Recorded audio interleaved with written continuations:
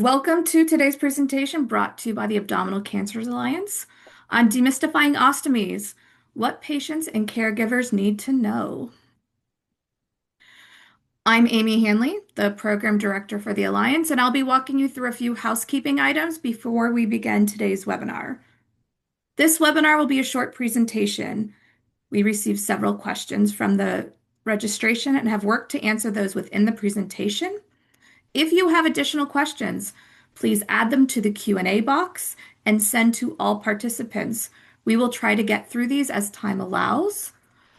All lines are muted for noise reduction, and this presentation is being recorded and will be available on the Alliance's website, through our YouTube channel, and also will be shared via our social media channels. Finally, if you have any questions about this or any of the other Alliance events, please contact me at the email listed at the bottom of the slide. Before we begin, I wanted to talk a little bit about the Abdominal Cancers Alliance. We are an independent nonprofit connecting and empowering the abdominal cancers community to see that every patient receives, is a nonprofit to see that every patient receives appropriate and timely care throughout their cancer journey. We work to connect the larger abdominal cancers community to patients and resources to ensure we save and improve lives. We do this through three means: by raising awareness with the public and care providers, making connections to resources and care, and guiding patients and caregivers throughout the navigation journey. The Alliance has established a central information system of resources on abdominal cancers and treatment options such as cytoreductive surgery and HIPEC. I also wanted to make note of some of the resources the Alliance makes available to all. The Alliance provides information on treatment such as CRS HIPEC, survivorship resources such as our recent resource on nutrition, as well as navigation resources. Many of the topics from today's webinar are discussed on our Ostomy resource found on our webpage. Please check out our other offerings on the website as we add new resources often. And now I want to introduce you to today's speakers. First, we have Tawny Warfield. Tawny has been in nursing for approximately 21 years. 13 of those have been in wound, ostomy, and continence care. Tawny is a program manager of the Wound, Ostomy, Continence Nurse Department at Mercy Medical Center in Baltimore, Maryland. She is a longtime active board member for the Greater Baltimore Ostomy Association and an affiliate of the United Ostomy Associations of America. Next, we have Debbie Giese. Debbie is a vibrant and resilient stage 4 uterine sarcoma survivor who has been cancer-free for more than 7.5 years. In June 2018, she underwent cytoreductive surgery with HIPEC performed by Dr. Armando Sardi at Mercy, and an experience that profoundly shaped her outlook and strengthened her determination to live life fully. Debbie is now thriving in St. Augustine, Florida, and leading an active life. She enjoys golfing, playing pickleball, traveling, walking her dogs, strolling along the beach, gardening. She does it all. Her journey reflects her positivity, perseverance, and appreciation for everyday adventures. And with that, I'm going to turn it over to Tawny and Debbie to walk us through. Tawny, do you want to go ahead and share your slides? Yep, let me go ahead and share. All right, bear with me, guys. All right, here we go. How about that? Can you all see that? Perfect. Great. Give me 1 second. Let me just do something on here. Okay. All right. Hey, everybody. I'm Tawny Warfield. I am one of the wound ostomy continence nurses at Mercy Medical Center. And today I'm going to be representing being an ostomy nurse and kind of take you through this whole PowerPoint here. And I'm going to pull in one of my favorite patients from way back when, about 8 years ago, Debbie Giese. She's a cancer and HIPEC survivor and also has an ostomy. And I was part of her journey. And I just thought it would be really great to bring someone in who's been through this and who's also really taken a good she's taken a part in helping to educate patients as well. So I do want to touch on that later. So, hey guys, Debbie, welcome. Thank you, Tony. Thank you, everybody. All right, I'm going to go to the next slide, which I want to talk about this whole thing. We know that having an ostomy or even thinking about it with all of your cancer stuff going on can feel really overwhelming, especially during all this treatment. It can sometimes be all you think about. So today, I just want to bring you through this journey of preparing and learning how to manage your ostomy after your HIPEC and cytoreductive surgery. Some topics will include, and then we'll cover a few more. But why do you need an ostomy? Why does your surgeon make you an ostomy?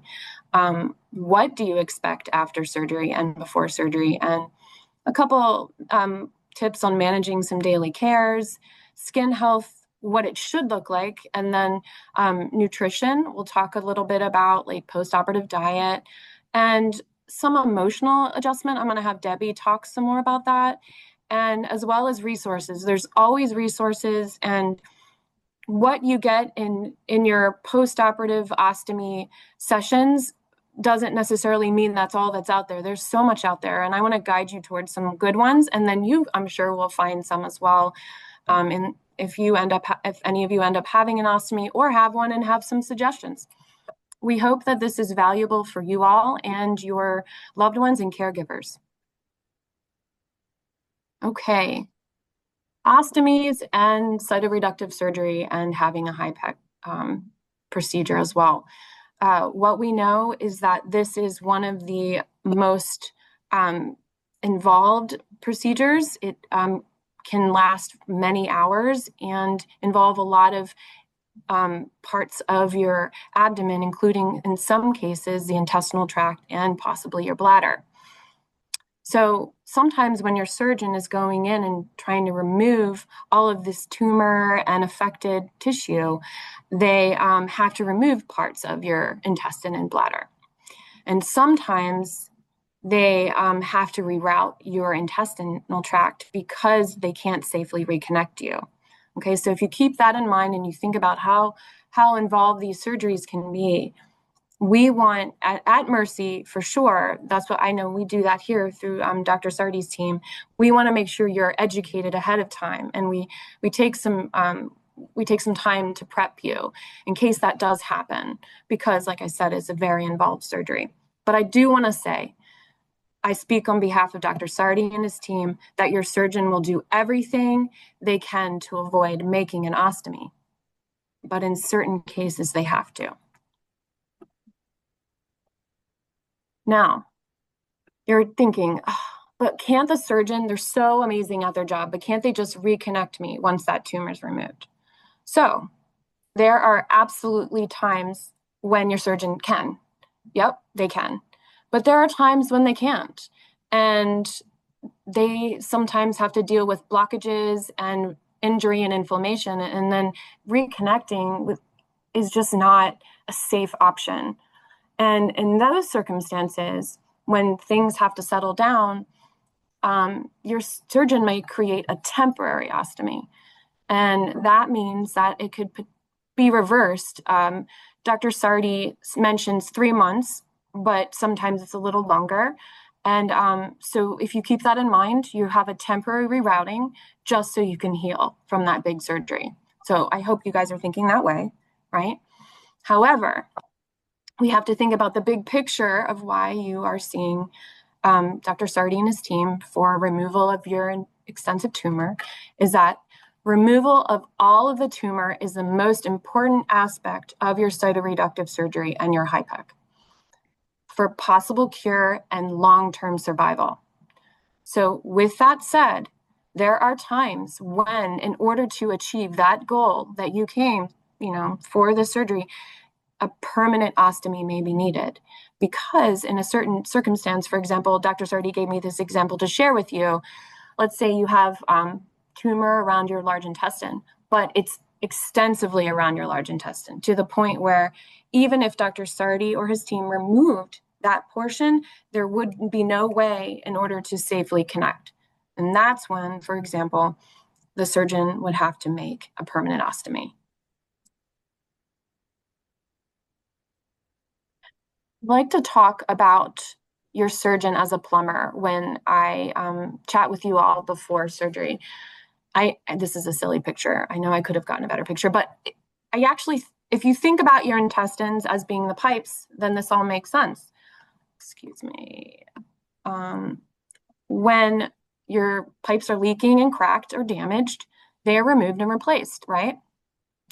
And rerouted sometimes. And sometimes, if we're lucky, the pipes can be glued back together, or they can solder them or do what they got to do. And other times, there's just so much damage in that or in the general area that they have to make a new outlet. So that's a good analogy for you all to kind of think about with your abdomen.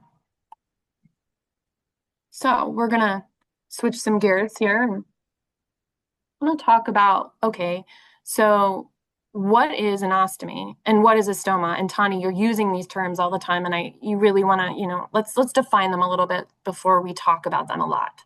So an ostomy is when a portion of your intestine is surgically brought through your abdomen and sewn on your abdominal wall to make an outlet or a stoma, okay, so that you can safely go to the bathroom passing urine or stool. Like I said before, this can be permanent or temporary. So the stoma part is that part that sits above the skin. It's like fleshy, pink, red in color. It actually, if you take your finger and you take your tongue and you run it in the inside of your mouth and you feel that soft tissue, it's kind of like that tissue. But it doesn't have any nerve endings. It's actually, so it looks like it's painful, but it's not. But it has a lot of blood vessels. And what we're doing when we teach you how to manage it is we're actually teaching you how to cut an appliance or a pouch or a bag to wear over that fleshy outlet of your intestines sewn to your abdomen to collect stool. In this case, we're going to focus on fecal ostomies today, and then that protects your skin and keeps you continent. In fact, I want to have Debbie chime in on this to talk a little bit about, adding to my description. Did I do a good job, or do you have another few words a few comments on that? Yeah, you made a great description exactly of what an ostomy is and a stoma, and that was perfect. You pretty much, I view it as you no longer go to the bathroom the traditional way. And I don't want to make light of the situation, but think of it as your rear is up front now. So that's a good analogy. So yeah. So thank you for that. Yeah, it is, and it takes some time to adjust to, right? I mean, it does. Not back here, it's up front, and we have a couple little changes, and we'll talk about that. So some types of fecal ostomies, we're just going to do a couple brief descriptions here. We've got ileostomies and colostomies. Those are the two types that you may see as far as stool-related ostomy creations in the intestinal tract. So let's talk about your ileostomy, which is essentially your small intestine, or that latter part of your small intestine called the ileum, and that's brought up to your abdomen through your abdominal wall and sewn onto your abdomen. And for the sake of discussing like expectations of stool, I know you guys might not want to hear about this, but I just want you to know that the stool from the ileostomy tends to be a little watery and mushy because it's so high up, and it's a little bit more watery. So keep that in mind. It's higher up in that digestive tract. But then we've got, the next slide is a colostomy, which you see is part of your colon.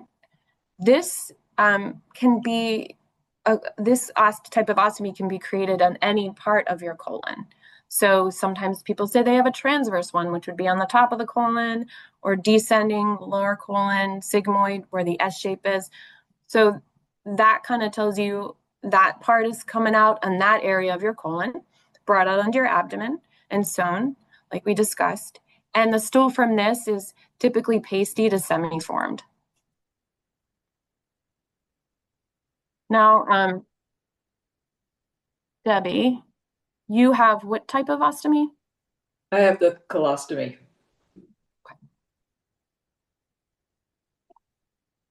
All right. Next topic is, okay, so we did all that information, and you got some stuff that I'll probably be sharing with you in your preoperative session, rather. But I also, when you get into have a HIPEC with Dr. Sardi and his team, you're going to be seeing a ton of other people. The ostomy nurse is part of that team, and our job is to discuss with you the possibility of having an ostomy. And we also take you through marking your abdomen. And you're like, why would they mark the abdomen? Well, we want to mark your abdomen, and actually, just for the record, we mark everybody. We see everybody, every HIPEC patient, because the surgery is so extensive. And so a lot of times, we're just giving you that information so you're prepared in case you wake up and have one. But you may not. And so these marks are just as a precaution in certain circumstances. So what we do is we sit you down and we look at all your creases on your abdomen, and we go along your rectus muscle, or that muscle on either side of your belly button. And we see where are good spots for Dr. Sardi and his team. If they have to create an ostomy, where would they go? We want to avoid creases and everything so that you can have the best outcome if you end up having an ostomy. And we do 4 because there could be, various areas where they could be brought up, but there's only going to be 1, I promise you, unless you have 2 created. But typically in that circumstance, Dr. Sardi would already know ahead of time if he had to do it that way. And that would be if you had to have a urostomy created alongside of a fecal ostomy. I actually want to bring Debbie into this comment, or have Debbie comment on this slide, because it kind of can be weird at first, because we're sticking markings on you, tic-tac-toeing. And do you have any thoughts on that, like how you felt when I was like, hey, I'm gonna sit up and mark you, and what are your thoughts on that? Yeah, it was a little bit overwhelming. Of course, the whole day was kind of overwhelming, but this was another aspect. But Tani, you did a great job at explaining what you were doing and why you were doing it, which helped. It educated me even more, so I felt even more comfortable with it. Um, Everybody is different. The ostomy nurse will look at your lifestyle, how you sit, what clothes you wear, seat belts in the car, things you don't think about, and they will work around those things as much as possible and take your lifestyle into account as they are marking you. Thank you. Yeah, I appreciate you talking to that point. I also want to say that there's certain circumstances where if you don't have surgery at Mercy and you are having a HIPEC someplace else, CRS HIPEC, you may or may not have an actual certified ostomy nurse who's marking you or doing this preoperative education, but there could be another clinician in that role. So I'm only speaking for Mercy, but these are things that, like, for example, your surgeon may be the one to mark you in certain circumstances in other hospitals. So, and they might be the one to talk to you a little bit about what an ostomy is, for example. So just keep that in mind. We are speaking specifically about Mercy when we're talking about that experience. All right. So you've had your surgery and you're not sure if you have an ostomy or not, and you wake up and you look down, and right next to your midline incision, you have an ostomy. Don't panic. Do not panic. Take a deep breath. Know that you've got someone, for example, if you're at Mercy, you have me or my colleagues who will come to your bedside and continue and start teaching you on all the things ostomy, how to take care of it. Don't freak out. This is going to be something that you're going to have to adjust to.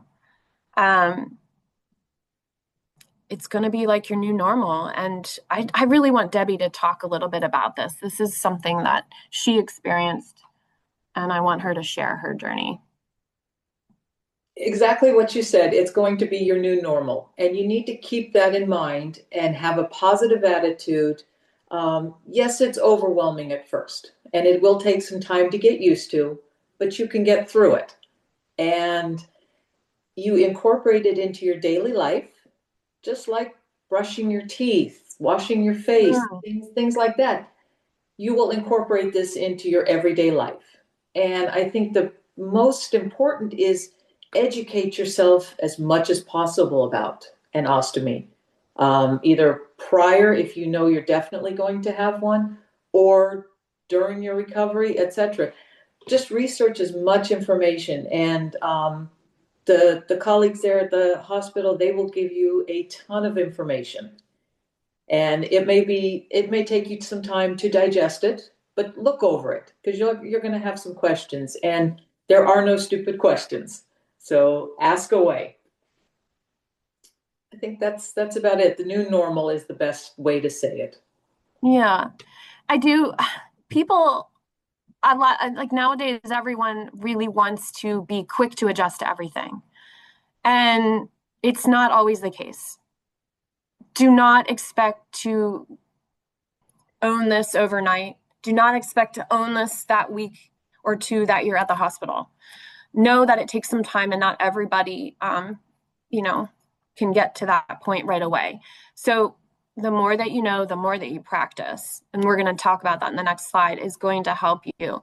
And sometimes it takes some time to even look at it, and that's okay. But everybody's different, and I don't want everyone to be hard on themselves post-operatively if that happens. Okay. Mhm. So you're up, you've had your surgery, and now you have this new ostomy, and now you got to learn how to take care of it. While you're getting strong in whatever hospital you are at, if at Mercy you're going through therapies, you're learning how to eat again, all that stuff, which we'll talk a little bit later, you're moving slowly, like getting to know your new body. We're going to be working with you at the bedside as well as your direct care nurses. And we're going to start with some hands on care. We're going to be like, hey, this is how you open and close it, simple stuff. But it's going to be a lot for you, like in the beginning to learn. And then you're going to get used to it. We're going to talk about emptying and cleaning the outlet. We're going to talk about emptying when it's no more than one half full. And I'm going to be like, hey, so and so, when do we empty it? When it's one half full. Good job. Next. Okay. We're going to go through all that stuff. Okay. And then you may have questions and I'm going to answer them, but you may continue to have them. And I am here for you. And that's totally cool. Changing it. We're going to go through when your hands are feeling a little stronger. You and your loved one, we're going to participate together in some pouch changes, with the goal of taking off that pouch, cleaning the skin, looking at it, and measuring it and fitting it to the shape and size of your ostomy. That's going to be about a 2 time a week thing for you when you eventually go home, but we might practice that more, and we're going to do some hands-on stuff. So after surgery, your body's pretty swollen. So is your intestinal tract. And that attached, your stoma is a little swollen too. And it takes about 6 weeks for that swelling to go down. So we're really going to focus on learning how to pouch your stoma. And sometimes the size changes. Okay, that's too big, obviously. The size changes pretty quickly over even a week, right? But still, it won't find its right size for about 6 weeks. So for that reason, we're going to teach you how to measure your ostomy quite a bit. So, and we also want to focus on every time we do that to really look at your skin, to check to make sure there's no irritation, because we never want you to have any skin irritation or issues. So just want to really make sure you guys know that. We'll talk a little bit more about that. If you have surgery at a facility that does not have an ostomy nurse, there should be a team of folks who know how to help you go through this education. If you do not have that, there are resources we'll talk about. And I just really want to make sure that you're familiar with resources. And like I said, we'll talk about that later. But for Mercy's purposes, we work with you to really get you to a point where when you go home, you have the ability to change your pouch and know how to empty it. Food wise, you're going to be waking up and you're going to be not eating anything right when you wake up. You're probably going to have a tube in your nose, a couple other tubes. You're going to feel super full. You'll then slowly start to advance to a liquid diet. And while you're advancing, they're going to look for signs of your abdomen and your belly and your intestines to wake up. Maybe some gas starting to happen in your ostomy. They're going to listen for some bowel sounds. We're going to see some stool producing. And then you will slowly transition to what we call a low fiber diet. So this low fiber diet is really, we suggest this because it's more gentle on your abdomen. As you have so much inflammation, it's easily to digest, and it doesn't block anything. It goes through the tract pretty easily. So you're like, well, what is a low fiber diet? Let's see. So some examples, and Debbie can chime in on that, would be like light foods like pasta, bananas, applesauce, rice, things that are soft.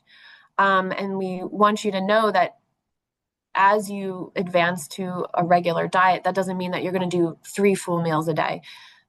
You're still going to be super swollen, and you're going to get full quickly. So maybe splitting those up into little snacks throughout the day.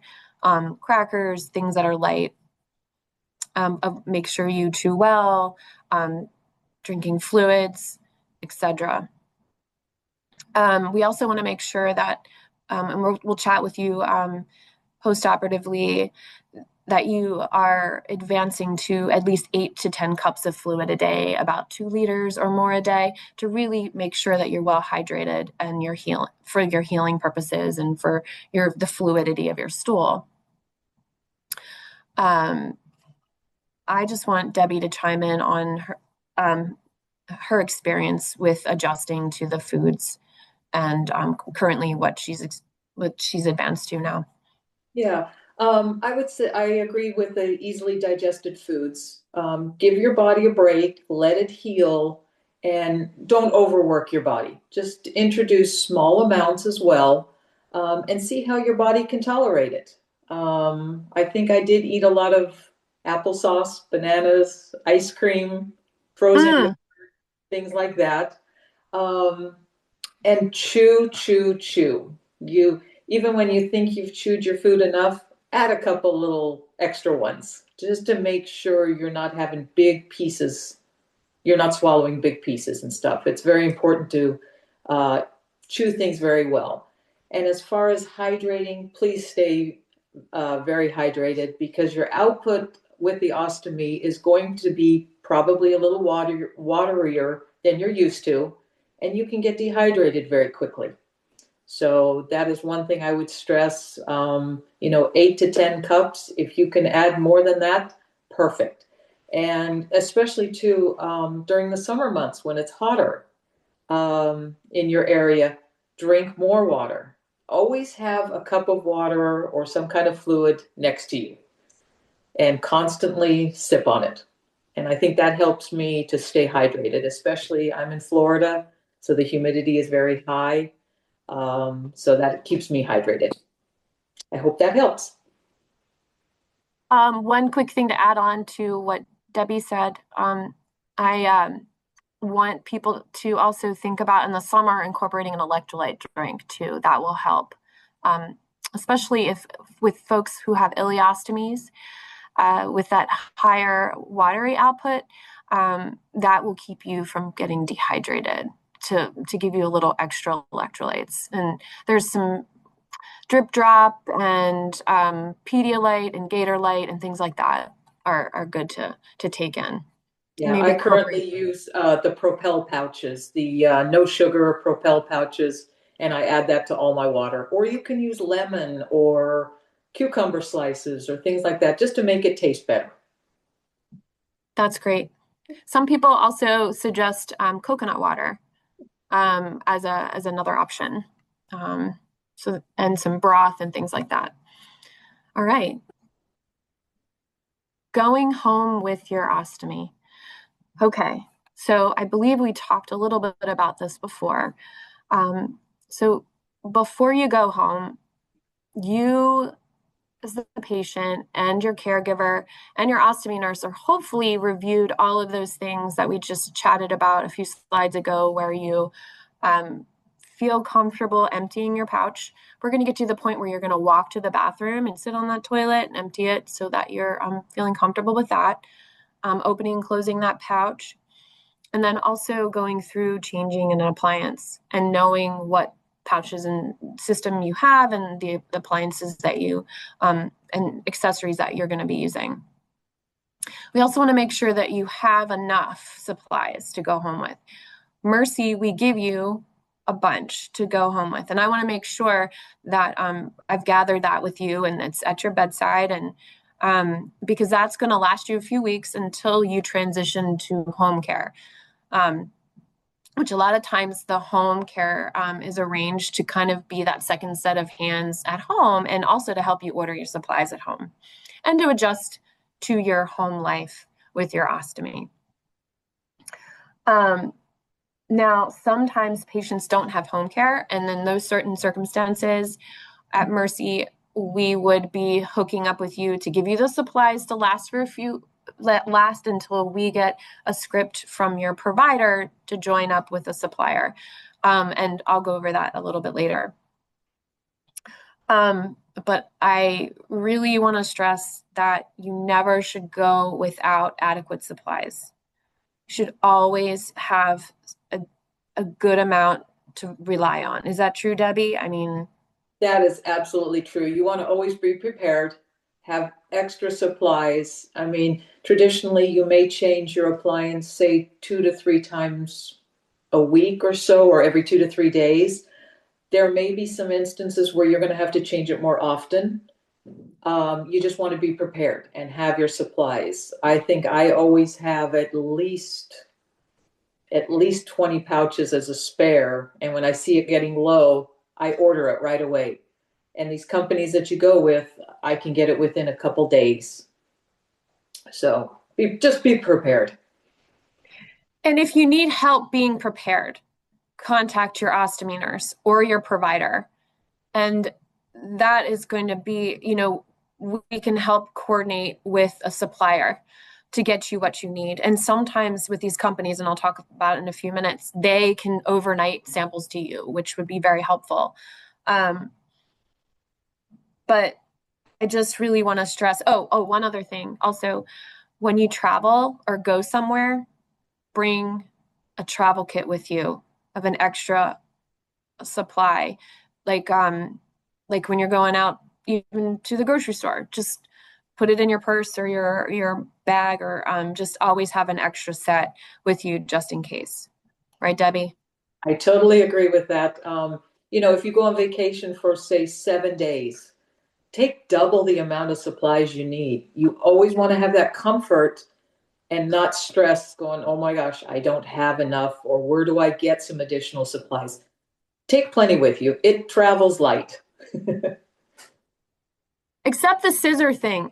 You can't carry your scissors necessarily in your carry-on. That Be is mindful. true. But what you could do is, if your stoma has stopped, changing shapes and sizes, you can pre-cut the hole on the appliance, so you can take a bunch with you that are already pre-cut. So you can work around that one. And there also there are stoma appliances that are actually pre-cut with the size that your stoma is, so you don't even have to. Absolutely. Yep. All right. So you're home And you got a follow-up appointment with your surgeon. I'm hoping that everybody follows up with their surgeon within 1 to 2 weeks.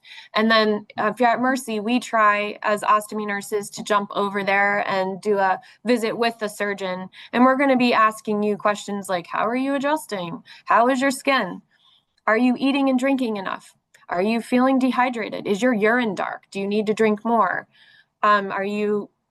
Tell me what your diet is. Let's look at your skin. We're going to take down that pouch. We're going to kind of see what's going on. And hopefully you don't have any skin issues. But if you're having skin issues, that's a great time for us to really see with you and work with you to figure out maybe that pouch isn't working. What kinds of accessories do we need? How do I need to treat your skin? So please, it's never normal to have skin irritation. And even if you have that before your surgical visit, your post-op visit, call your surgeon, call your ostomy nurse, so that we can guide you with what supplies you have at home, or you need to come in sooner. You may need a different pouch, or you may just need some skin treatment. We're going to talk about that. So let's say you've met with me and I'm like, oh, okay, you're finishing up your appointment and I'm like, I'm going to get you some free samples. I think you would do well in this pouch. I might put you in something new and different, and just to cut down on all the steps you're doing. You might get a convex pouch. You might get a 2-piece. You might switch to a 1-piece. There are so many options. I don't want you to be overwhelmed. So we kind of start small. But if you're feeling super excited and you know that you want to try all these different things and you feel comfortable changing your pouch, you can go and order all this stuff on your own. And you can go to any of these at the bottom here. You could go to the Hollister website, the Coloplast website, or the Convatec website and enroll yourself. But typically here, we tend to enroll you in one of these according to whatever pouch you prefer. But sometimes I'm like, I really think you might like this pouch. And we'll try some samples, and I might get you some free samples and or enroll you in that company. But just keep in mind that not only do these companies that are listed here provide you with samples and different types of pouches, they also have resources. So every one of these companies has I hope at least more than one certified ostomy nurse for you to talk to about if you need to talk to a certified ostomy nurse. So you can go down that road. They also, if you really like your pouch, but you're not sure how to order it, you can go and say, I have a Hollister pouch. You can go to the Hollister company and they will help you find a medical supply company that provides you with that appliance using your insurance. They'll ask for so they can help you figure out how to order your stuff. So these companies are really great if we use them properly, right? They do have a lot of resources. I wanted to briefly show you a slide of what we call ostomy accessories. There are a lot of them out there. These are just a couple examples. You might need one of these things or some of these things, or you might want to try some of these things. There's barrier rings that we use around your ostomy that help fill in creases and or give you a little extra wear time. They look like little toilet bowl seals, but they're small and they're like putty. We've got some skin prep. The 3M Cavalon's the stuff we use here, but there's tons of different options out there. And that actually creates like a protective layer on the skin. There's adhesive remover. Some now have technology has gifted us with spray adhesive remover. So you can spray it on your pouch and then gently peel it off if you have really sensitive skin. There's stoma powder, which I'll be giving you guys if you just in your as part of sending you home with just in case. And this is very helpful when if you have a little open area, you sprinkle the powder on and then you dust off that excess and then you can use your skin prep over it to make like a protective scab if we have a little skin loss. Folks who have thicker stool and need some lubricant and deodorant, there's Adapt lubricant deodorant options. There's all the companies have those types of things. We've got a belt that you could possibly try. Some of you might have pouches that have little hooks on them. The belt goes on and kind of keeps that pouch snug on your belly. And then there's strips that you can get that go on the edges to keep that pouch a little more snug on the belly, to extend that hydrocolloid. All right, so now you've had home care.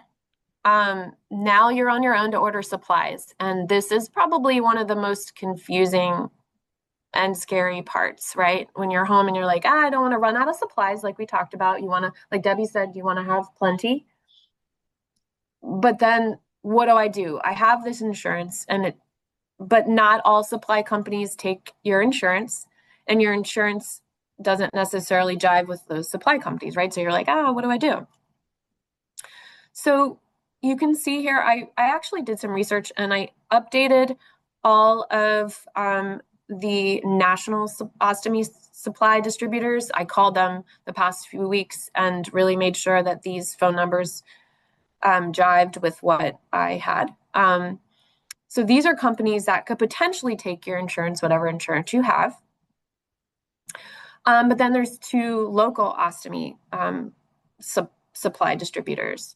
I do want to say, though, that regular pharmacies don't necessarily have ostomy supplies. So that can be confusing. Some of these places are specialty pharmacies that have them, okay? And then, but the national ones are usually like they carry ostomy supplies and wound care supplies, and then they'll mail them to your house, okay? And sometimes they have a lot more people to kind of call and your doctor and help you arrange to get your prescription of what your pouch is, and then they coordinate that with your insurance company. I know this is all very confusing. So you can go down the road and make your phone calls. You can ask your ostomy nurse to help you, which we do quite a bit. But you know what? You can also see what pouch you like. Look at the box. See if it has a Hollister, Coloplast, or Convatec sign on it. Call those companies. Have them help you find a supplier that works with your insurance, because they want you to have their pouch. So that's an option too.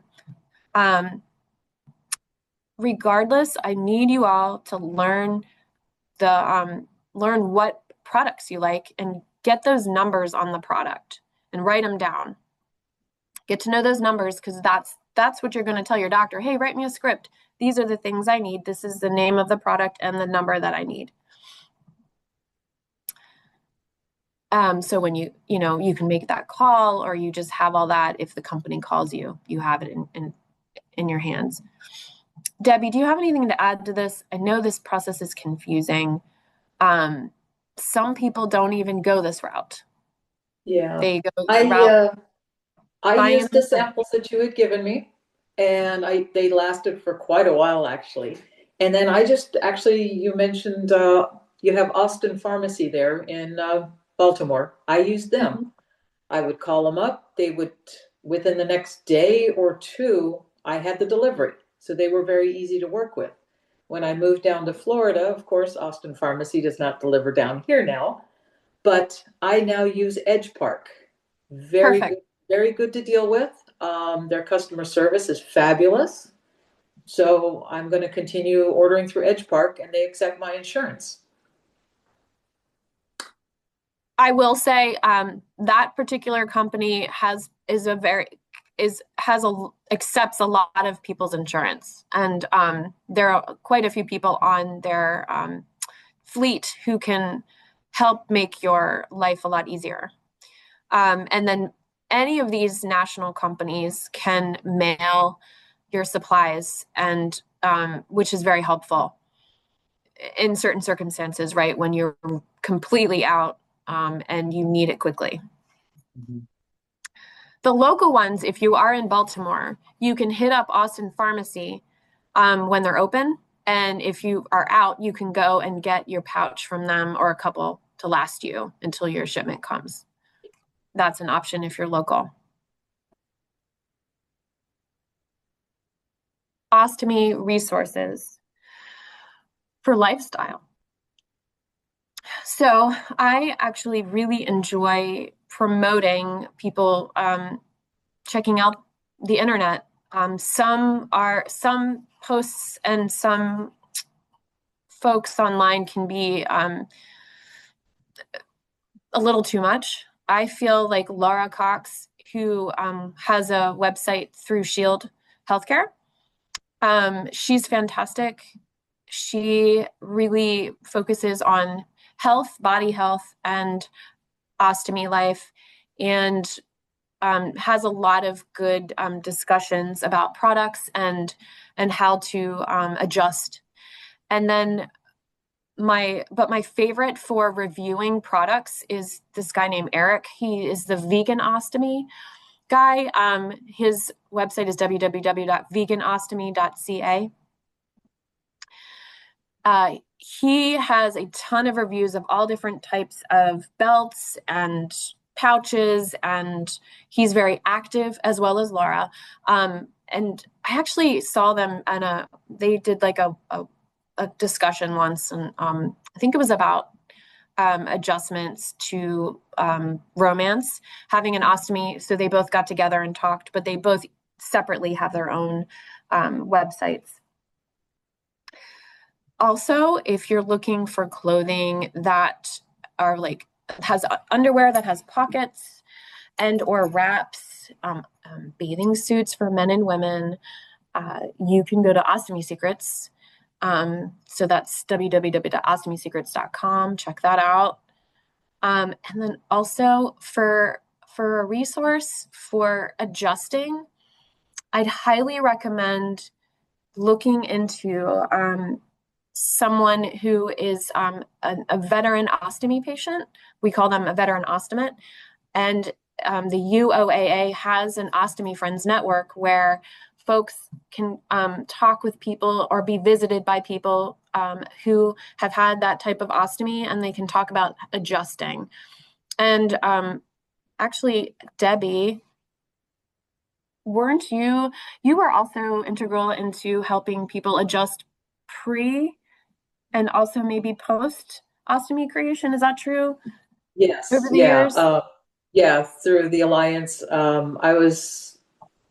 people would call me. I would talk, about my experience with the HIPEC surgery and any ostomy questions that they might have. So I'm more than willing to talk to anybody. I know you have my contact information at the end of this slide deck, so feel free to reach out to me. And that Ostomy Friends Network, I have utilized that as well, and it's great. I may not have the questions now, but in the beginning, I had a lot of questions, and they were very helpful. So I would recommend that. And the Ostomy Secrets website, they do have great clothing. I have ordered from them several times as well. So There are things that just having a set of underwear that has a little extra pocket or something makes you feel a little more secure. There are a lot of other companies out there. I just only put this one because this is one that I have in the past had patients say that they really liked their products.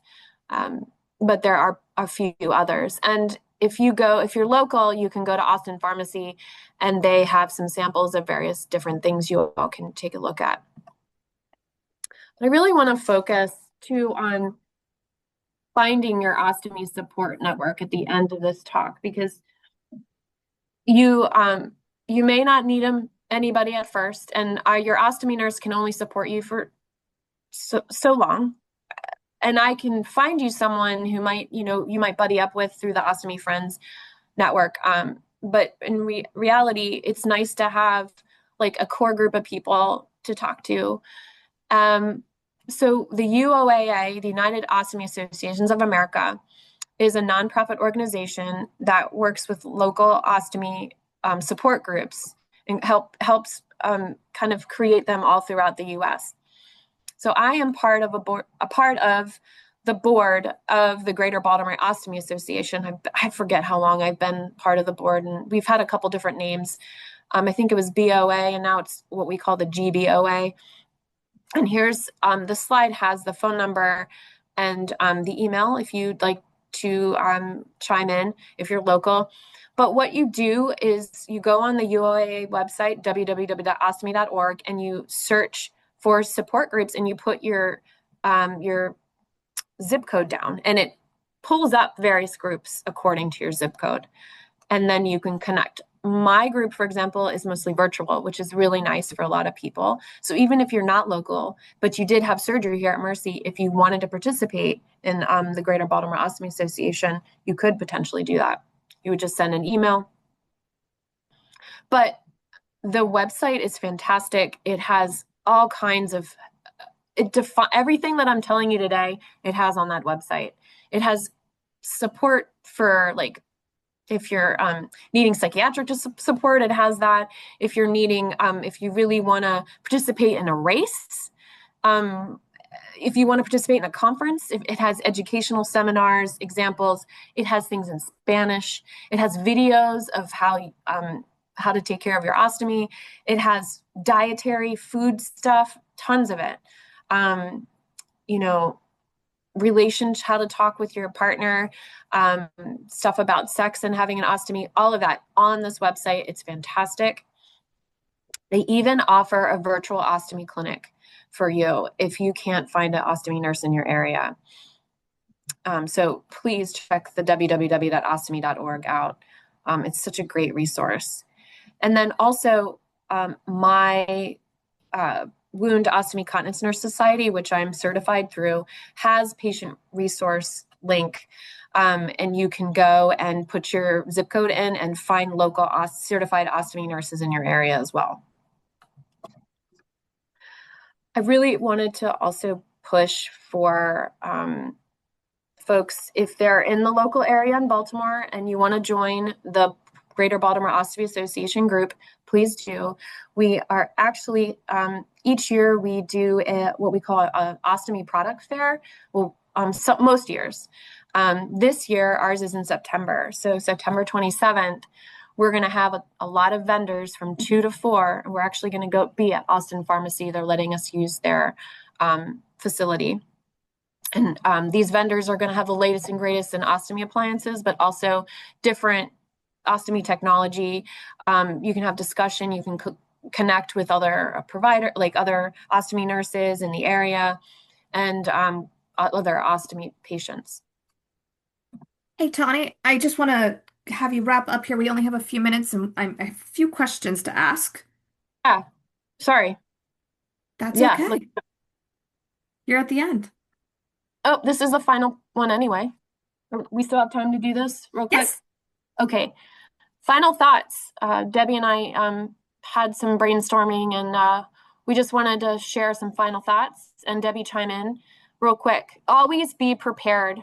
Travel with a kit, or take a travel kit with you as a backup. Can't stress that enough. Next, Debbie, you read that one. You can shower and you can swim with an ostomy. You can play golf. You can do sports. You can play pickleball. You can do everything that you were doing before that, before you had your surgery. It takes some time, but you can do it. We want to stress that it's just a new way of going to the bathroom. The things that you did before, we're hoping you can get back to. It shouldn't keep you from doing those things. Don't wait too long to ask for help. Contact your ostomy nurse or your doctor sooner than later so that we can catch it. If there's any issues, we can get you your resources you need. Debbie, you say the next one. Here's my card. Call your ostomy nurse when you need help. And I definitely did that with you, Tawny, when I needed help and I had questions. Don't be afraid to ask. You got your ostomy nurse's card. You can email me, call me. Don't hesitate to do it. No question is stupid. I want Debbie to read the next one too. Yes, one size does not fit all. Experiment. What you get after the surgery may not be ultimately what you want to use. And call these companies. They will send you a ton of free samples. And try them out. You never know what you're going to use. And the support group that is with these companies, be open, talk to them, and they are there to help you. I've called them several times. And a new normal takes a while to adjust, so be kind to yourself. All right, and then here's a list of our references. And then here's some contact information that we have here, my email and Debbie's email, and we're more than happy to talk with everybody. All right, sorry, now I know we have questions. Thank you.